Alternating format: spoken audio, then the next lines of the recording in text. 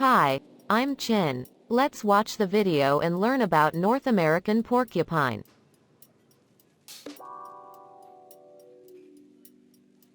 The North American porcupine, Erythison dorsatum, also known as the Canadian porcupine, is a large quill-covered rodent in the New World porcupine family. It is the second largest rodent in North America, after the North American beaver, Castor canadensis.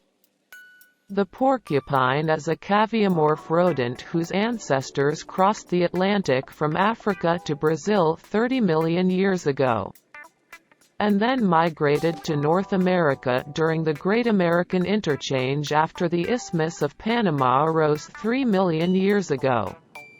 1. Etymology. The word porcupine comes from the Middle or Old French word porcispin, which means thorn pig. Its roots derive from the Latin words porcus or pig and spina meaning thorns. Other colloquial names for the animal include quill pig. It is also referred to as the Canadian porcupine or common porcupine. The porcupine's scientific name, Erythison dorsatum, can be loosely translated as the animal with the irritating back. 2. Description. Porcupines are usually dark brown or black in color, with white highlights. They have a stocky body, a small face, short legs, and a short, thick tail. This species is the largest of the New World porcupines and is the second largest North American rodent, after the American beaver. The head and body length is 60 to 90 centimeters, not counting a tail of 14.5 to 30 centimeters. The hind foot length is 7.5 to 9.1 centimeters. Weight can range from 3.5 to 18 kg. Weight in adult females can average some 7 kg while 5 wild-caught males averaged 10.67 kg. The porcupine is the only native North American mammal with antibiotics in its skin. Those antibiotics prevent infection when a porcupine falls out of a tree and is stuck with its own quills upon hitting the ground. Porcupines fall out of trees fairly often because they are highly tempted by the succulent buds and twigs at the ends of the branches. The porcupine, the wolverine, and the skunk are the only North American mammals that have strongly contrasting black and white coloration. Because they are the only mammals that benefit from letting other animals know where and what they are in the dark of night. 1.1 Quills. The most distinguishing feature of the porcupine is its coat of quills. An adult porcupine has about 30,000 quills that cover all of its body except its underbelly, face, and feet. Quills are modified hairs formed into sharp, barbed, hollow spines. They are used primarily for defense, but also serve to insulate their bodies during winter. The quills are normally flattened against the body and in this position are less easily dislodged. Porcupines do not throw their quills, but when threatened contract superficial muscles which cause the quills to stand up and out from their bodies. In this position they become easier to detach from the body, especially when the tail is swung toward an attacker. The barbs at the end of the spines lodge in the flesh of the victim and are difficult and painful to remove. 1.2 Stench. The North American porcupine has a strong odor to warn away predators, which it can increase when agitated. The smell has been described as similar to strong human body odor, goats, or some cheeses. The odor is generated by a patch of skin called the rosette, on the lower back where modified quills serve as osmetrachia to broadcast the smell. The characteristic odor comes from the R enantiomer of delta-decolactone. Not present is the S-enantiomer, which smells like coconut and is used in flavorings and perfumes. 3. Taxonomy and evolution. The North American porcupine migrated from South America, where all New World porcupines or hystricomorphs evolved. Erythizine appeared in North America shortly after the two continents joined together in the later Tertiary period. Other hystricomorphs also migrated, but Erythizine was the only one to survive north of Mexico. No known fossils are attributed to hystricomorphs prior to the late Tertiary period. Some fossils, such as species from the family Paramyidae, show resemblance to the porcupine, but they are so primitive and generalized that they could be ancestors to all later rodents. 4. Subspecies. 7 subspecies of E. dorsatum are recognized. They are subdivided by different ranges across North America. By far the most common is E. dorsatum, which ranges from Nova Scotia to Alberta and from Virginia to the Yukon. E. piscinum occupies a small range in northeastern Quebec and Labrador. E. couesi is the most southern, ranging from northern Mexico to Colorado. E. bruneri can be found in the Midwest from Arkansas to Montana. The last 3 are found in the West. From south to north they are E. epixanthum, E. nigrescens, and E. myops.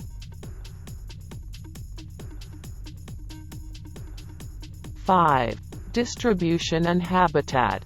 In eastern North America, porcupines range from Canada to the Appalachian Mountains in West Virginia and Maryland. In the west they range from Alaska to northern mountains in Mexico. They are commonly found in coniferous and mixed forested areas, but have adapted to harsh environments such as shrublands and tundra. They make their dens in hollow trees or in rocky areas. 6. Ecology. 6.1. Diet. During the summer, they eat twigs, roots, stems, berries, and other vegetation. In the winter, they mainly eat conifer needles and tree bark. Porcupines are selective in their consumption. For example, out of every 1,000 trees in the Catskill Mountains, porcupines will only eat from 1 to 2 linden trees and 1 big-toothed aspen. 6.2. Behavior. Porcupines are nearsighted and slow-moving. They are mainly active at night. On summer days, they often rest in trees. They do not hibernate, but sleep in and stay close to their dens in winter. The strength of the porcupine's defense has given it the ability to live a solitary life, unlike many herbivores, which must move in flocks or herds. Consequently, the porcupine has an extraordinary ability to learn complex mazes and to remember them as much as 100 days afterward. 6.3. Defense. The North American porcupine has specific behaviors to warn or defend against predators. The defense strategy is based on aposematism in several modalities. It has a strong warning odor which it can increase when agitated. When threatened, an adult porcupine can bristle its quills, displaying a white stripe down its back, and use its teeth to make a warning, clacking sound. If the olfactory, visual, and auditory warnings fail, then it can rely on its quills. An adult porcupine when attacked turns its rear to the predator. When approached, the porcupine can swing its tail at an attacker's face. Despite popular myth, the porcupine does not throw its quills. Instead, when a quill comes in contact with the attacker, it can easily penetrate and become embedded in its skin. Each quill contains microscopic barbs which allow it to stick into the flesh of an attacker. This strategy is successful against most attacks. With a face full of quills, an attacking creature often retreats. The porcupine's last line of defense is to climb a tree. 6.4. Predators. Natural predators of this species include fishers, a cat-sized mustelid, wolverines, coyotes, wolves, American black bears, and cougars, as well as humans. The only known avian predators of this species are golden eagles and great horned owls. In many cases, injury or even death may occur in the predator from embedded porcupine quills even if they are successful in dispatching the porcupine. The North American porcupine is most at risk from the fisher, Piconia pennanti, the male of which weasel relation may sometimes exceed a mass of 5.5 kg. Fishers have two advantages that make them capable hunters of the porcupine. First, they are agile tree climbers, and may force a fleeing porcupine from a tree to the ground. Where it is more vulnerable, there it will try to present its hindquarters and tail to the attacker, with the predator circling around and attempting to attack the prey. After repeated attacks, the porcupine eventually weakens, allowing the fisher to flip the porcupine over, rip open its underbelly, and consume its organs without exposing itself to the still dangerous quills. One study suggested that since male fishers are considerably larger than females, often weighing on average twice as much, only males are likely to hunt porcupines.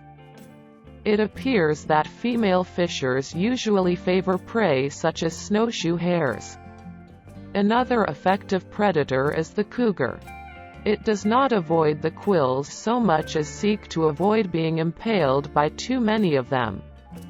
Some individuals have been found with dozens of quills embedded in their gums to no ill effect. It can climb trees, so its favorite method is to position itself below the porcupine and knock it to the ground, quickly dispatching it. Other predators, such as canids, may attack but do not pose much of a threat. In some parts of the Great Basin, cougars have greatly decreased numbers of porcupines in mountainous forests through predation. However, in some cases porcupine quills have indeed killed cougars, although usually this is after the cougar has already consumed the porcupine. 7. Reproduction. Female porcupines are solitary for most of the year except during the fall when breeding season begins. At this time, they secrete a thick mucus which mixes with their urine. The resulting odor attracts males in the vicinity. Males that approach a female do not automatically begin mating. The first male that comes along typically sits in the same tree below a female. If another male approaches, he may fight for the right to mate. Once a dominant male is successful, he approaches the female and uses a spray of his urine on the female. Only a few drops touch the female, but the chemical reaction allows the female to fully enter estrus. Once this is accomplished high in the tree, the mating process takes place on the ground.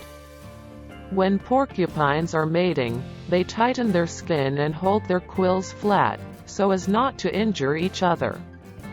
Mating may occur repeatedly until the female loses interest and climbs back into the tree.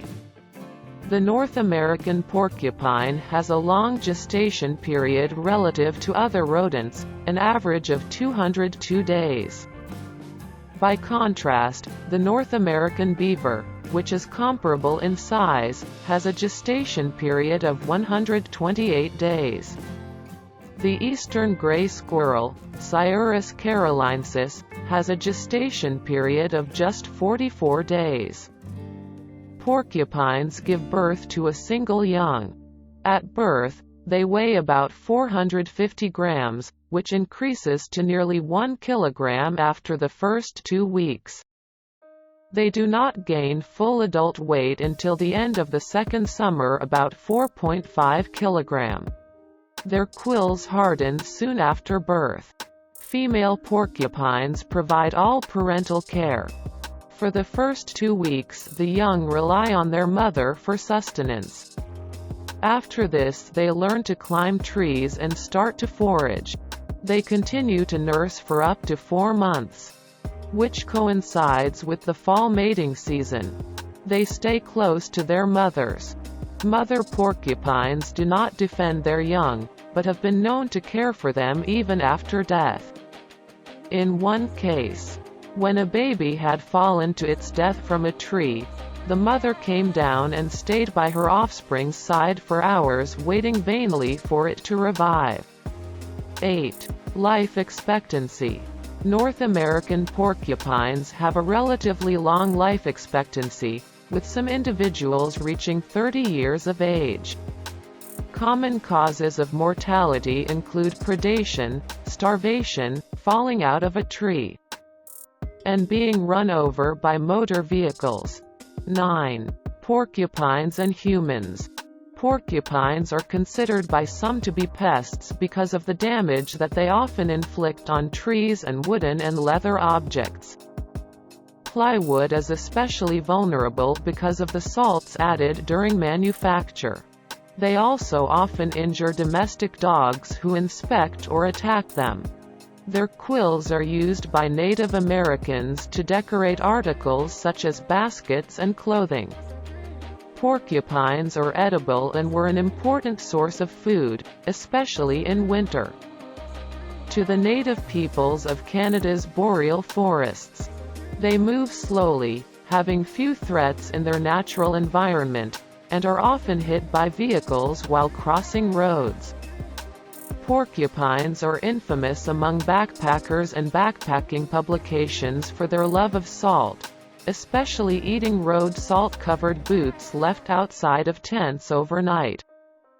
They have a similar reputation among forestry workers of all types for trying to eat sweat-soaked gloves and wooden handles on tools. 10. Conservation status.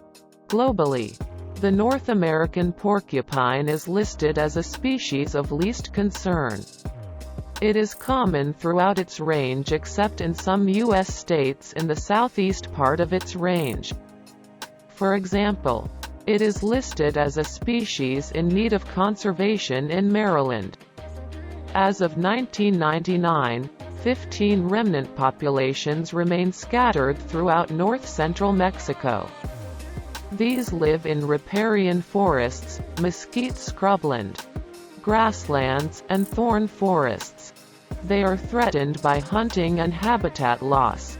As of 1994, the animal was listed as an endangered species in Mexico.